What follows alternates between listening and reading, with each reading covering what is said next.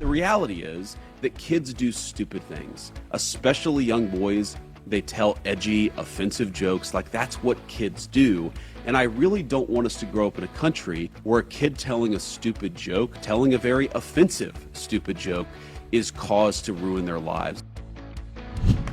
That's what kids do. Vice President J.D. Vance earlier today commenting again on a Politico story involving members of young Republicans' organizations and thousands of leaked messages where they're seen exchanging hate, racist, and homophobic texts.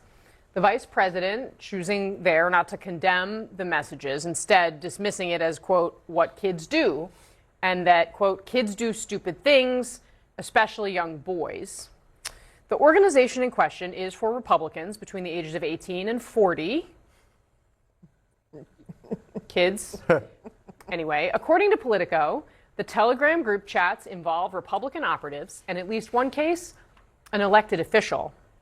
Inside those messages, one referred to black people as, quote, monkeys and, quote, watermelon people. One talked about sending political opponents to gas chambers. Another called rape, quote, epic. Prominent Republicans like Congresswoman Elise Stefanik were quick to condemn the messages. The young Republicans denounced the texts as vile and inexcusable.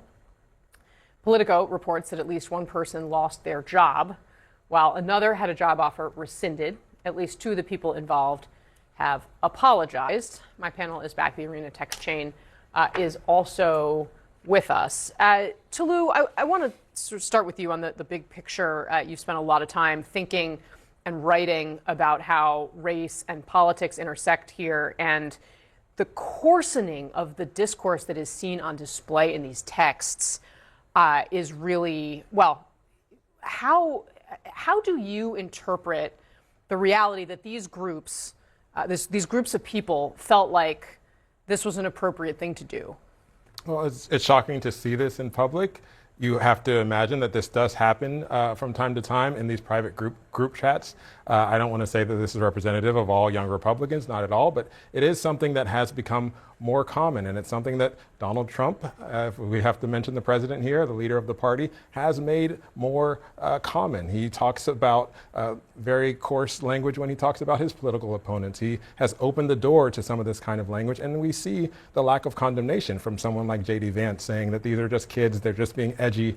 And there is a difference between when someone says something that's offensive, that's from a different party.